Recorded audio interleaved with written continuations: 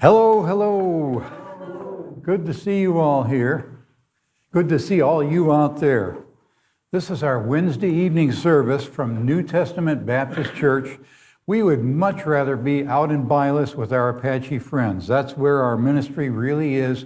That's who this is for, and we're just happy to have you watching. It's Christmas season, as you know, and if some of you out there have some particular songs you'd like to sing for Christmas, you could text us or write it in online and let us know, and we'll do those next time. If I get some input like that, that's if I know them. I may not know them, and don't ask me to sing in Apache either. That's probably not going to happen, all right? Okay, please, all you here, please take your songbooks, turn to page 113, 113. We've been singing this one quite a bit, but it's a good song and it's a nice melody, and I hope everyone out there likes it as well as we do here. 113, God rest ye merry gentlemen. God rest ye merry gentlemen, let nothing you dismay. Remember Christ our Savior was born on Christmas Day to save us all from Satan's power when we were gone astray.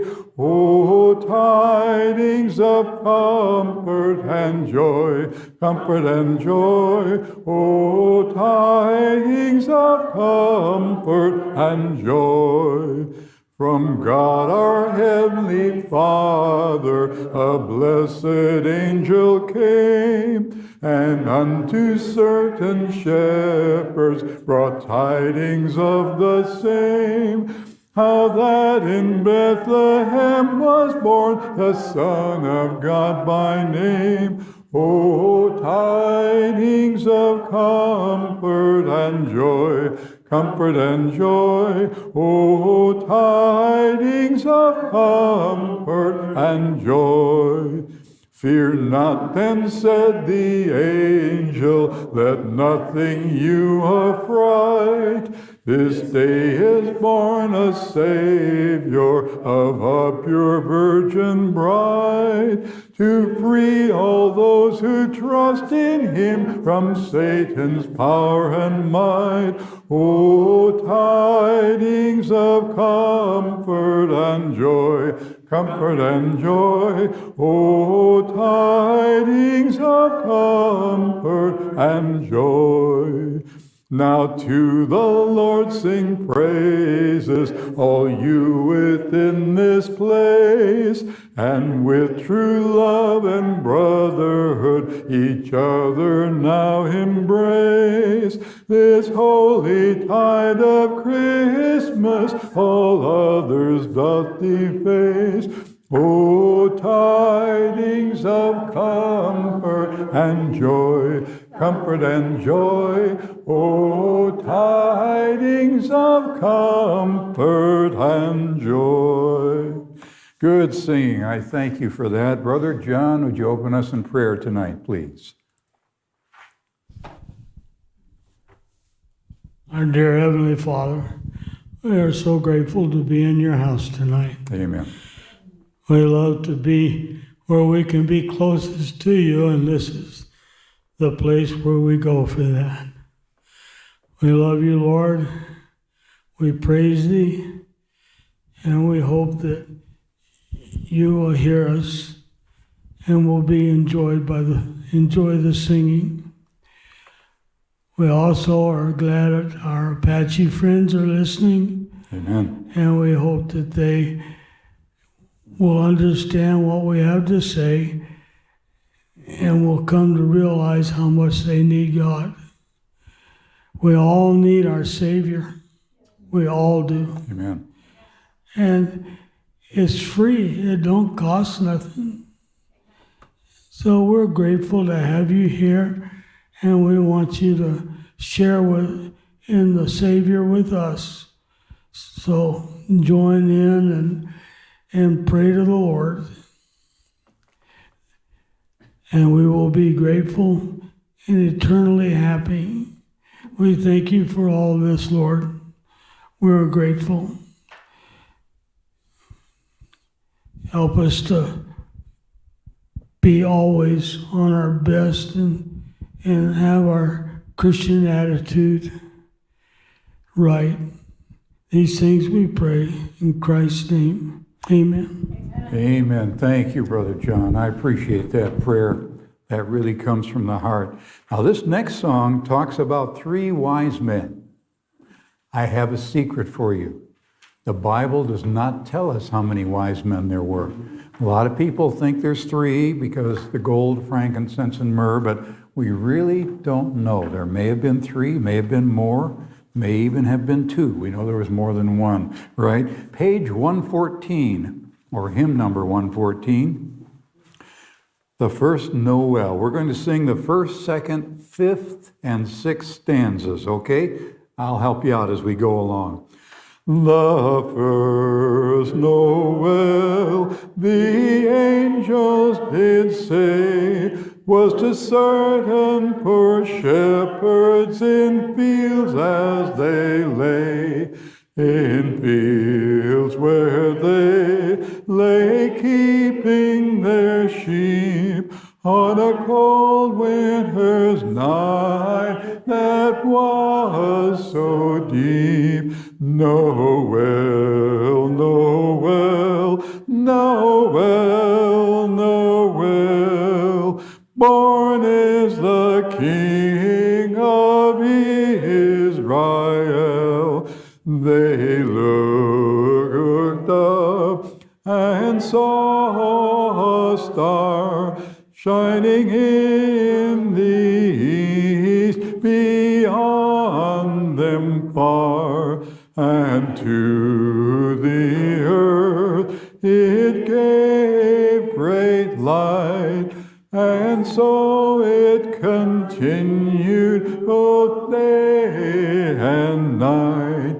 Noel, Noel, Noel, Noel, born is the King of Israel. Number 5, then entered in those wise men 3, full reverently upon their knee, and offered there in his presence their gold and myrrh and frankincense. Noel, Noel, Noel, Noel, born is the King of Israel. Number 6,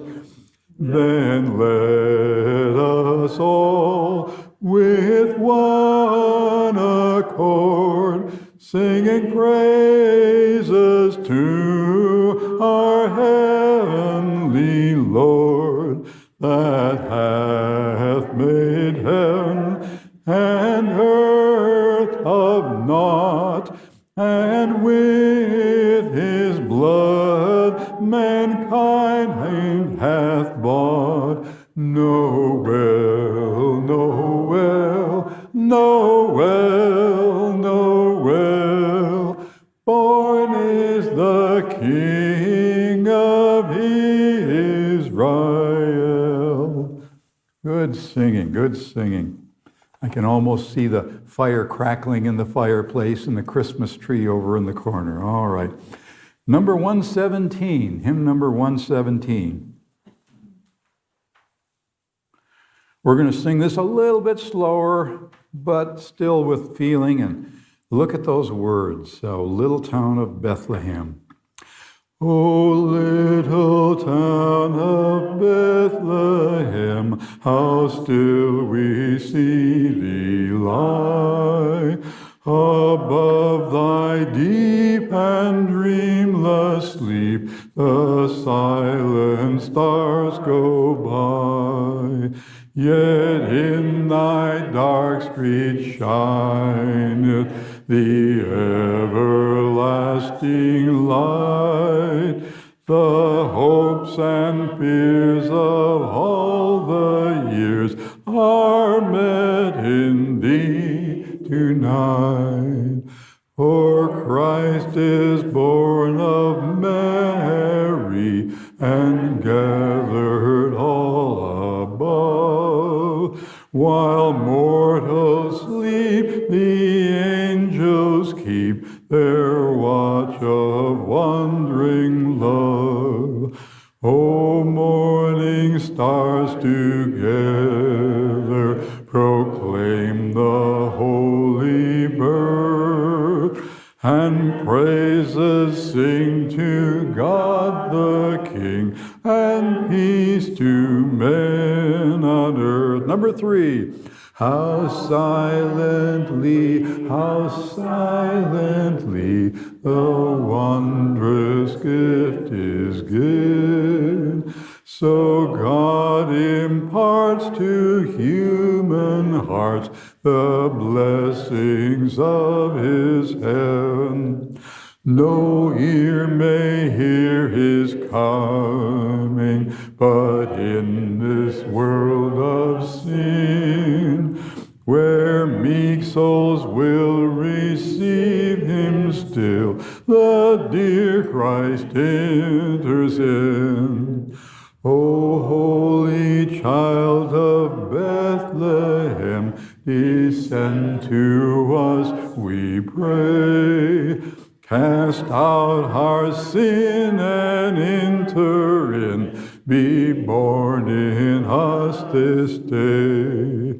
We hear the Christmas angels the great glad tidings tell. Oh, come to us, abide with us, our Lord Emmanuel. Good singing. I really appreciate that. That last one was kind of in the low range, wasn't it? Well, whoever wants to get up here and lead these is certainly welcome to. Okay, Brother Ron, please come and tell us what the Lord has laid on your heart tonight. Thank you, Marty. You bet. You are welcome.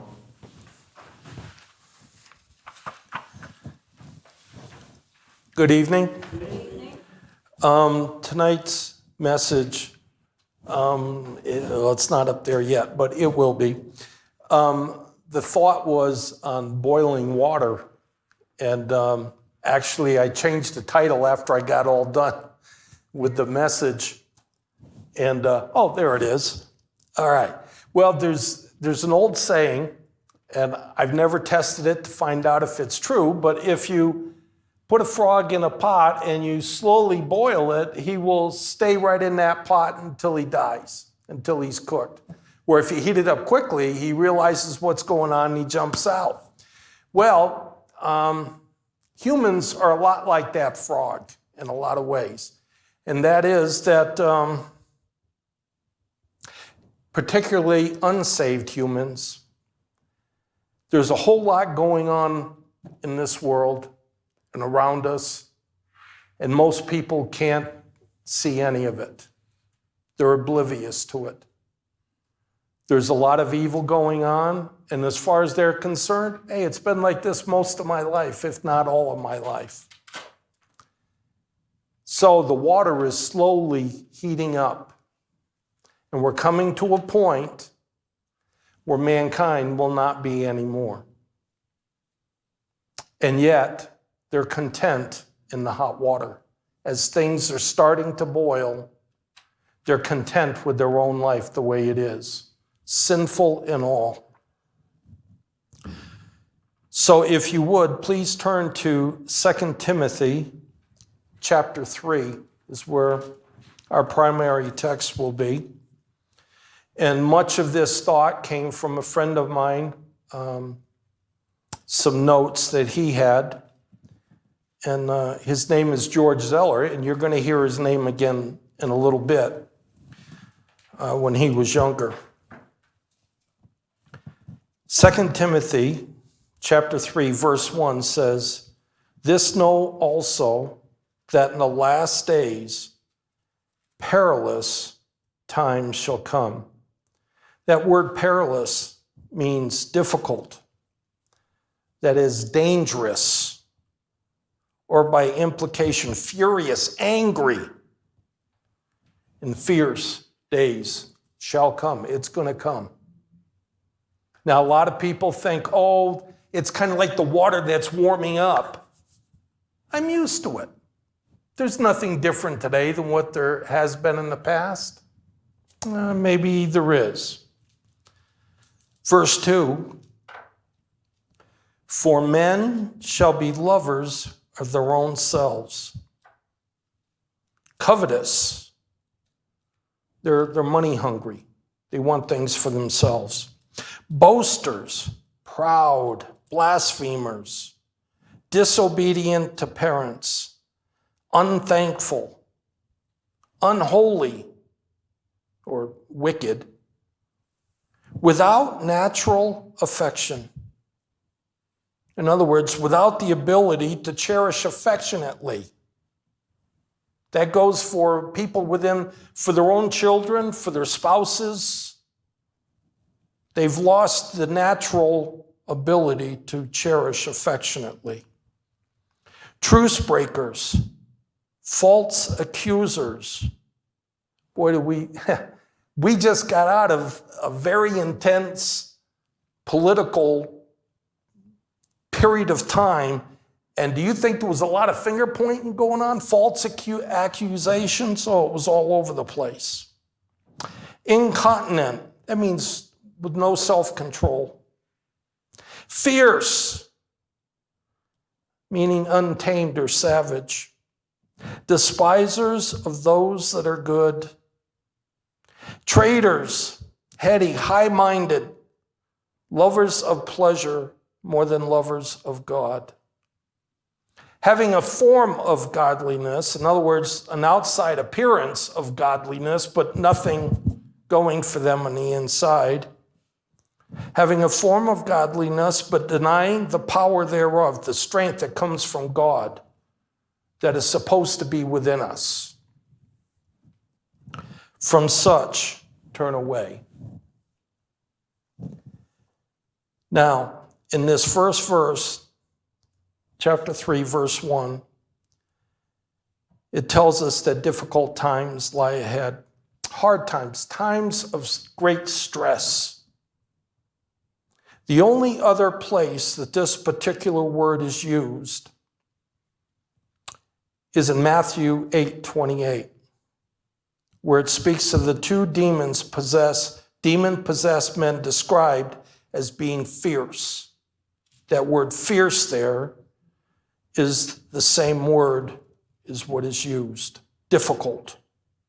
Fierce times. Fierce times are ahead. Difficult times. Dangerous times. Times that will be very hard to bear. And we're getting close to that time. We're building up to it. It's like the water is being heated up and it's almost ready to boil. We're getting there. In the last days, perilous times shall come. What does it mean, last days? In the last days. We're living in the last days. And we have been ever since the Lord Jesus came to the world the first time. So from his first advent to his second coming is the last days. And in this period of time of last days, we are in the very last days of the last days. The water's getting hot. From the first Christmas to when the Lord Jesus comes back at the end of the tribulation is considered these last days. In 1 John, I don't know if you want to turn there or not, but in 1 John chapter 2, verse 18, we're coming back here to this thought, but we find even more surprising term. There we read, it is the last time. It is the last time. Literally, the last hour. When it comes to God's clock, we are in the last hour. As it were, it's 11 o'clock or later, and the end is at noon or midnight. It's less than an hour to go, and we're in the final countdown before the Lord comes. Now, this was written 2,000 years ago. We were in the last hour. If John's day was in the last hour, what are we in now? The last minute? The last seconds? The water's getting hot.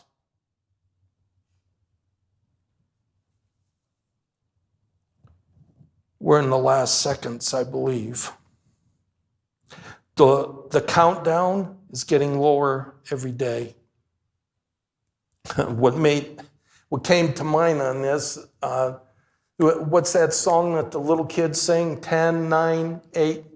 Yeah, there's a whole thing, a countdown is, yeah, and the Lord's coming. Anyway, I don't remember the song. I remember when my kids used to sing it, and they're in their late 40s now, so it's been a few years.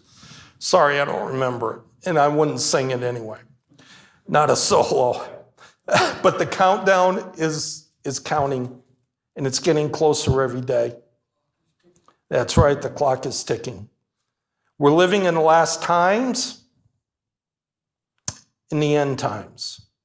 These are exciting days, in one sense, and we are witnesses of God's working out his plan for this world in the days prior to the Lord's coming.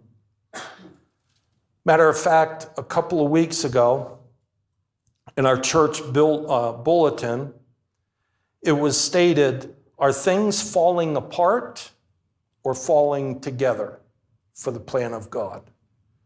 And I believe, as rough as things are right now, everything is falling into place for God to move to the next step. Now, I have 5 observations here I would like to share with you regarding these perilous times, these difficult times.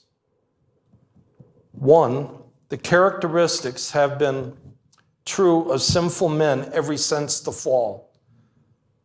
That whole list that we read about the evil dwelling within man is nothing new, but we're going to see it more outward as the closer we get. These characteristics have been true of sinful men ever since the fall. Men have been selfish and proud and covetous throughout history. We would expect nothing else from sinful men. That's what they are. They are simply being who and what they are. However, as we get closer to the Lord's coming, we would expect these characteristics to intensify and be more pronounced. Men's sinfulness is always there, but in the last days, it will be more openly expressed and more clearly seen. And I think that's very evident today.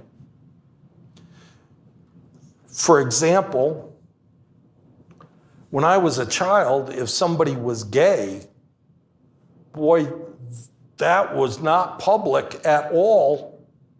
That was kept in the closet, as it were. Today, it's not only out of the closet, but they challenge you face to face with it, and you will like it. It reminds me of a video about a grizzly bear man. Now, this comes from my friend George, not from me, but the story is still good. It reminds me of a video about a grizzly bear man.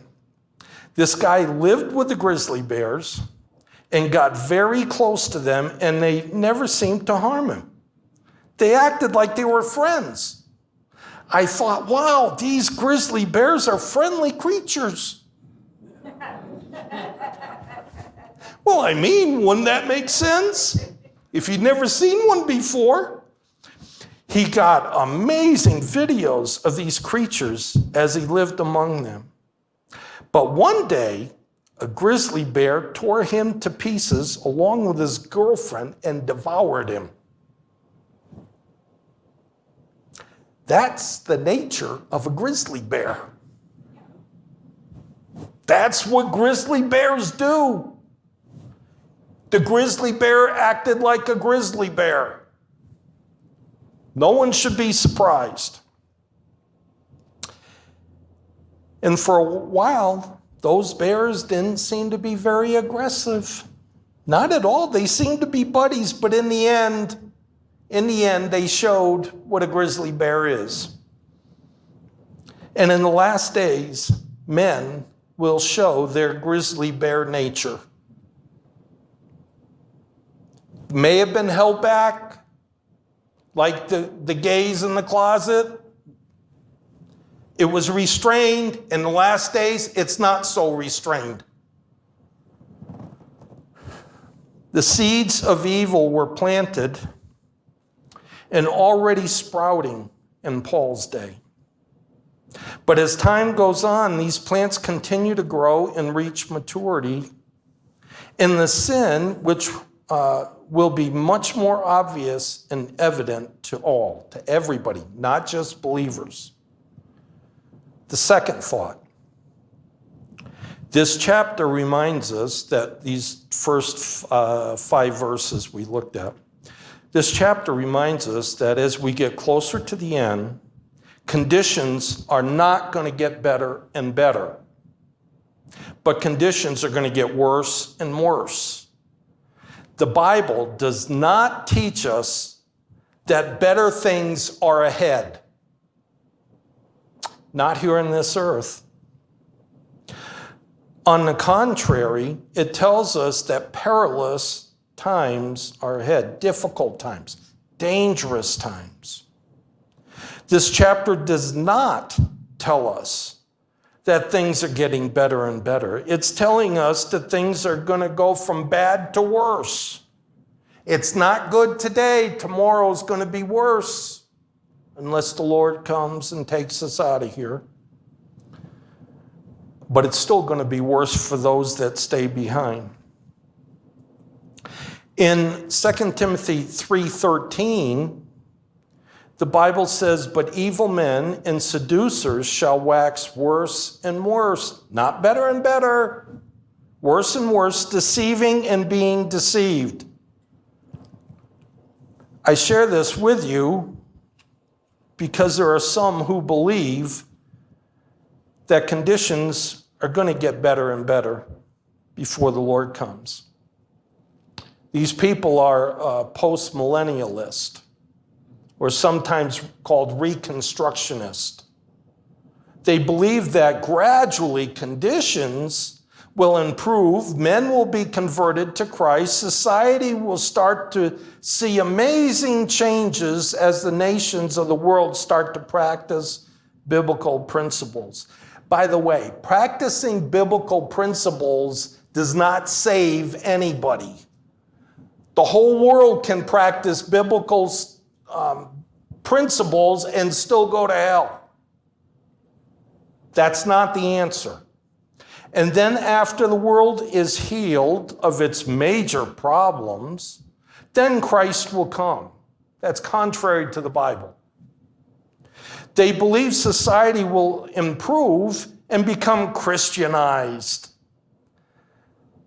Listen, if you believe that, you're believing a fairy tale.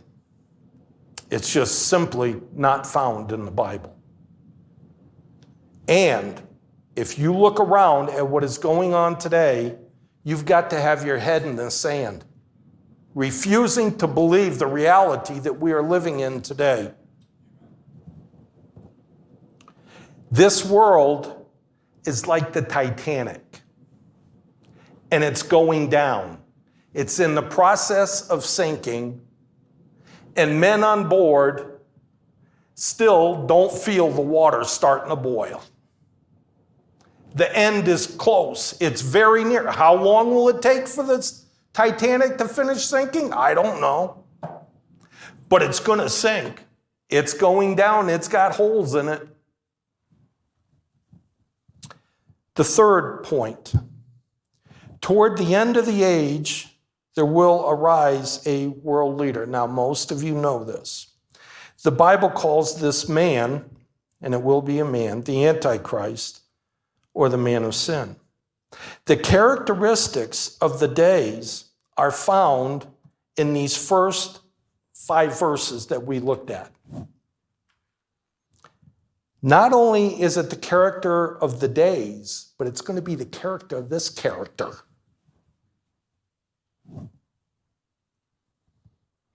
It'll be clearly seen in this man.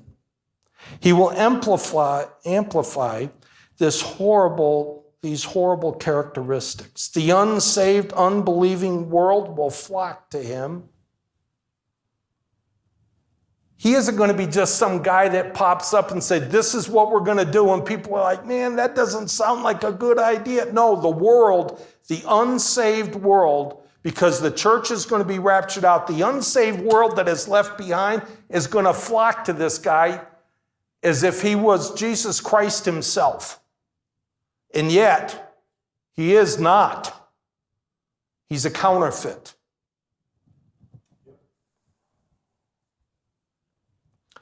The fourth point, as you examine this list of characteristics of the last days, you will notice that it is a list of sins. These are moral problems. These are not economic problems. These are not problems due to environment, not due to global warming. These are problems caused by sinful, unbelieving people, carrying out the desires and lust of their own unsaved hearts, just like the bear. The bear was being the bear. Sinful men are going to be sinful men. That's what it is. Letting sin control them. It reminds us that man's major problem is sin and rebellion against God and nothing else. The problem is not external, like the environment or the economy, but internal, man's heart, sin. Hear this part. The heart of the problem is the problem of the heart. And that's true, every bit true. I'll repeat it again. The heart of the problem, or the heart of my problem, is the problem of my heart. It's personal. The fifth thing to bring up. Whenever you study a list of sins, like we are doing now, it is healthy exercise because we are learning about ourselves. All of these sinful characteristics are found in me. I am learning about my sinful nature. I am learning about the plague of my own heart. I am learning about my wicked and deceitful heart. I am learning about what God has saved me from. Me. Now, it's true that we see these sins all around us in society and in our neighborhoods. But it's also true that I see these sins in my own heart. In Psalm 139, verses 23 and 24, the psalm says, "Search me, O God, and know my heart. Try me and know my thoughts, and see if there be any wicked way in me," not my neighbor, but in me, "and lead me in the way everlasting."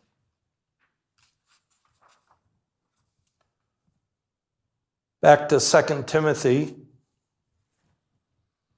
chapter 3, verse 2.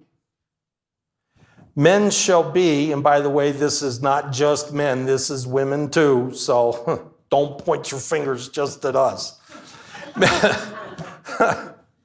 This is mankind, okay? Men shall be what? Lovers of their own selves. That's men and women. The worshiper of self.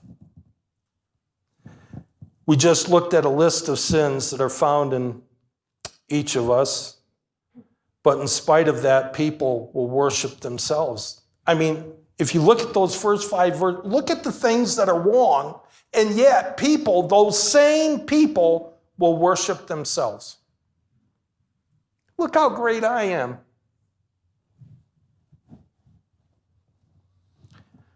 Lovers of their own selves. We see ourselves above others. God calls that sin.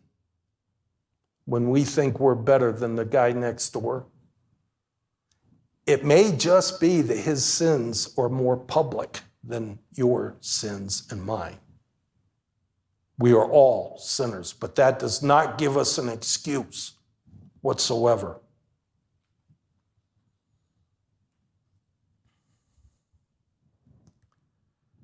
You don't need 2 Timothy 3 to tell you that people are becoming more and more self-centered.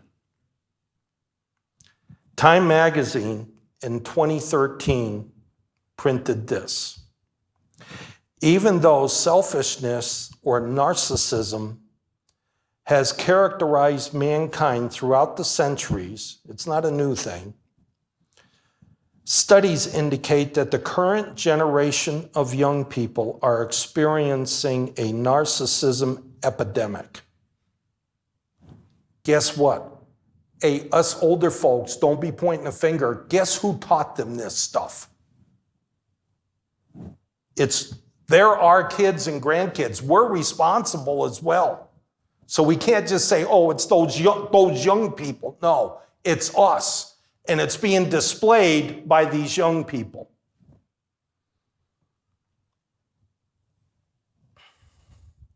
In a series of studies and books, social psychologist Gene Twenge, at least I think that's how it's pronounced, author of Generation Me and Narcissism Epidemic.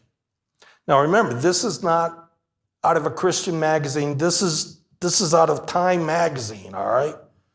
Far from Christian magazine. Has argued strongly that today's young people score considerably higher on narcissistic scales than previous generations at the same age.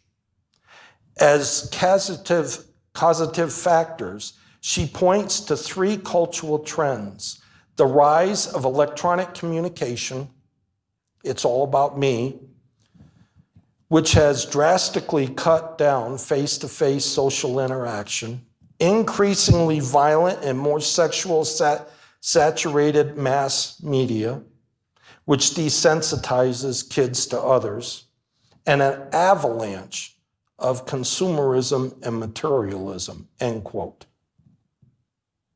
Now that's from a worldly magazine, not from a Christian one.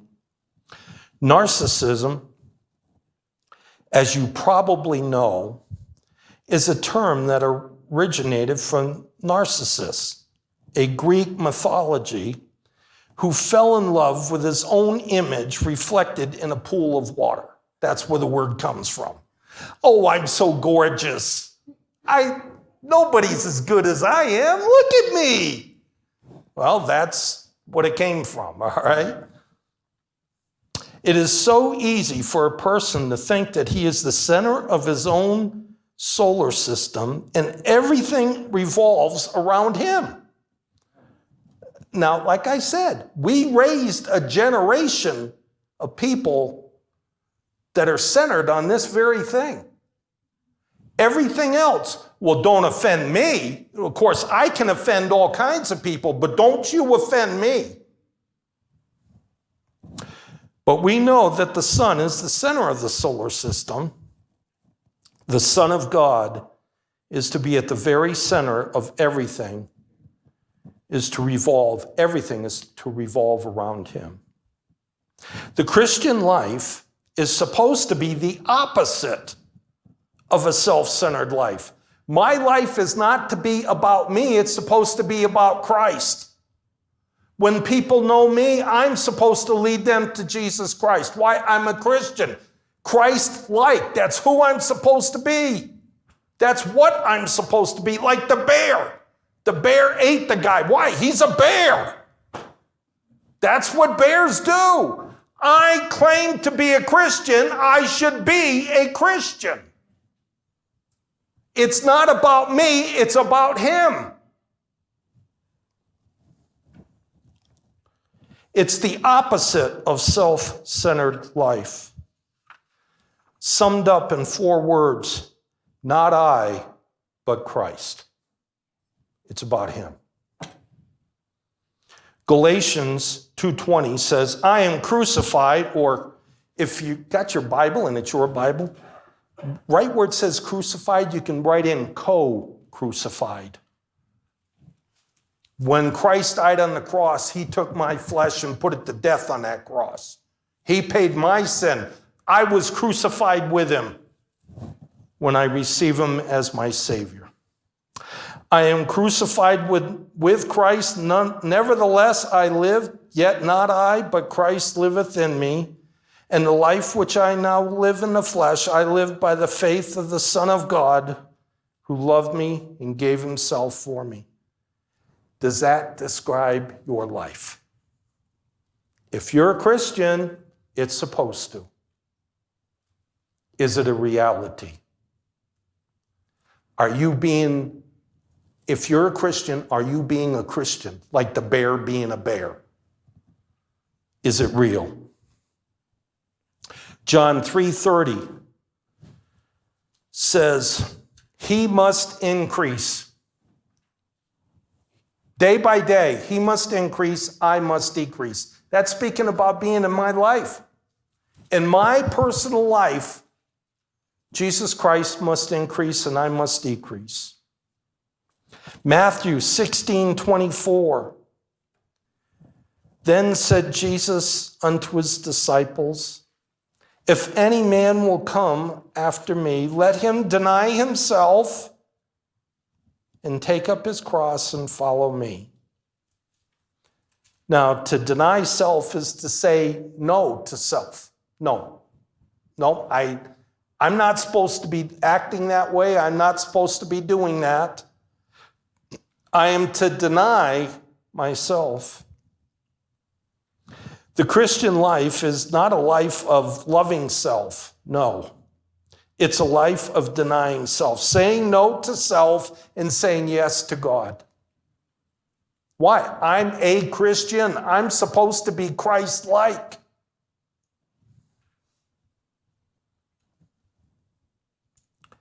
Not self-centered living, but Christ-centered living. Many professing Christians want to know, what's in this for me? How do I benefit right away? How does this, what good is this for me? That's the wrong attitude. I'm supposed to be in this for the honor and glory of God, not for my personal glory. Not to look in the mirror and think about how great I am. In the last days, people will become more and more materialistic.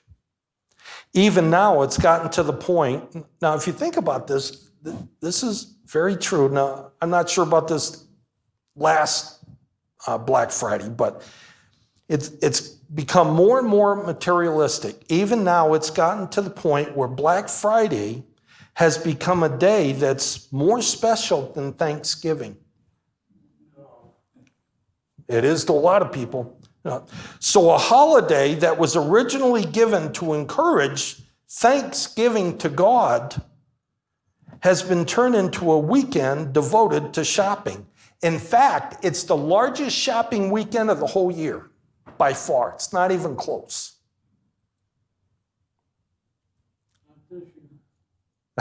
Maybe not this year, that's true.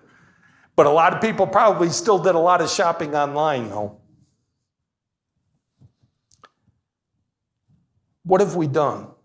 We've basically replaced a day that is supposed to be set aside for thanksgiving to God, and we've turned it into a money-making machine for man. Here's another example. I got time, I think. A football player was making millions of dollars, and I can't remember who this guy was, but I remember seeing this on TV. And I thought, man, this guy doesn't understand reality. A football player was making millions of dollars every year. He had a huge salary. He was negotiating a new contract to try to get even a bigger salary. And I remember this clearly. Someone in the press asked him, how much more money do you need to be satisfied? He answered, just a little more. He wasn't satisfied with making the millions that he was. He just needs a little more. What he had wasn't enough. He needed just a little more. And you realize that mankind really is never satisfied? Really, I'm telling you. I can remember, even in my own life, it would come up time for raises. And I would think, oh boy, I'm looking forward to getting a good raise. And you know what? Even if I got a really good raise, it wasn't a month or two before it was like, I'm looking forward to the next raise again. It doesn't, why? Mankind is never really satisfied. There's nothing in materialism that is going to satisfy the heart. If you don't have Christ in there, you will never be satisfied. Never. Here's another story. The story is told of a young girl whose father was not a chiropractor. I'll be all right. Father was a chronic complainer. Not even the same thing. All right, not even close. Chiropractor? No. Yeah, we have a chiropractor here. Anyway, one evening at the dinner table, this young girl, she proudly announced, I know what everybody in our family likes. She didn't need any coaxing to reveal her information. Johnny likes hamburgers. Janie likes ice cream. Jimmy, this sounds like the Jones family. Jimmy loves pizza. And Mommy likes chicken. Her father waited for his turn, but there was no information forthcoming. Well, what about me, he asked. What does Daddy like? With the innocence and painful insight of a child, the little one answered, Daddy, you like everything we don't have. If we don't have it, you want it. If we have it, you're not satisfied with it. A lot of truth to that. Covetous means never satisfied, never content. That's what this guy was. Not just him, but the football player and so forth. In Hebrews 13:5 says, let your conversation, meaning your lifestyle or way of life, be without covetousness. As a Christian, we are not to be like that at all. We aren't to be dissatisfied with whatever God has given us, always looking for something bigger, something better, a bigger paycheck. There's nothing wrong with getting a raise and getting a bigger paycheck. But a lot of it's got to do with our thinking about that. To be covetous and to be content with such things as ye have. For he has said, I will never leave thee nor forsake thee. Look, the world can have a lot of things, But if they don't have Jesus Christ, the water is about to boil, and they have a real problem. And yet they go about their lives every day thinking, I don't have a need. Why should I become religious? You know what? God hates religion more than you do. He wants a relationship to your little heart. How much so? He died for it. To rescue you and I. The next thing we're going to look at is boasters. Now, this is where George's name comes back up in a moment. Those who brag, full of great swelling words, a braggart, a person who claims greatness that he does not possess. These people are always the heroes of their own stories. By the way, I hope that is not you, if you're a Christian. Now, when my friend George, that would be George Zeller, and by the way, this does not describe George at all today. He's one of the most humble men I think I've ever met in my life. But as a child, he was not that way before he was saved. When my friend George was a young boy, he was playing ping pong with his mother. And George was bragging about how good he was. So his mother said, George, you're conceited. And he replied, I know I am. I know it. So his mother said, George, you don't even know what conceited means. So George said, yes, I do. It means being good at everything. Not quite. Not quite. Knowing George, that almost seems hard to believe, but of course I know him after the change that God brought in his life. Remember, the Bible says in Proverbs 27, verse 1 and 2, boast not of thyself of tomorrow, for thou knowest not what a day may bring forth. You may boast about something today, and God purposely makes you fall flat on your face tomorrow for the very thing you were bragging about today.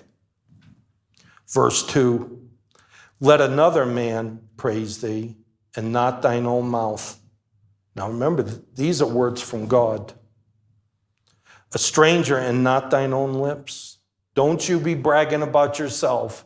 If you're good at something, people will know it. And let them say it about you, not you. This is God's command. Is your life full of many of these sins that we've looked at tonight? Every one of us have the ability to be found guilty of every one of those sins we've looked at. If so, is your life full of those sins? And if so, you and I have work to do. We're to confess it, get it right, and try to please our God in tackling these issues. These things, these sins, separate us from our Savior and should not be found in the life of a Christian. Have you ever prayed and wondered, it seems like heaven isn't listening? It might be a good place to go back to 2 Timothy chapter 3 and look at those first 5 verses and see if there's a problem there. You want to get through to God, you better examine your own heart.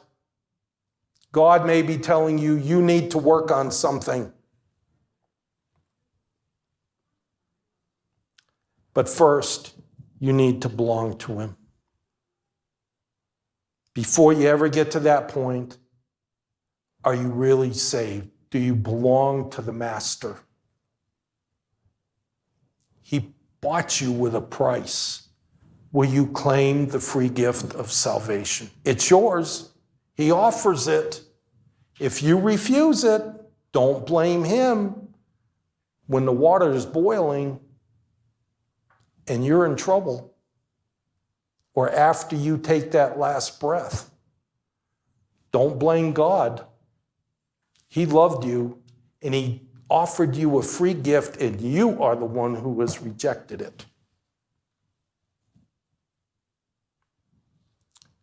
Jesus Christ is head over heels for you, as it were. And he wants you to be head over heels for him. Are we all that way? No. I've got moments where I'm much better at it than other moments. God help me. I'm to be his lock, stock, and barrel. He bought me with a great price. And he paid a great price for you too. What are you doing with Jesus? If there's anything we can do to help you, to point you in the direction of the Savior, please contact us. You can contact me through either email or Facebook, but we'd love to hear from you. And by the way, if you've been watching, please just make a little note on Facebook and let us know you've been watching. And we'll close in prayer. Our Heavenly Father, Lord God, we thank you, Father, for your word. We pray, Lord, that the Spirit of God would stir up our hearts, draw us ever closer to yourself, my God. My Lord, help me and others to live a life that is pleasing to you. My God, it's my desire, and I'm sure the desire of others. My Lord, help us to live humbly before you, allowing you truly to be our master. Lord, bless us, take care of us, bring us back again at the appointed time, and we'll thank you in Christ's holy and precious name. Amen. Good night.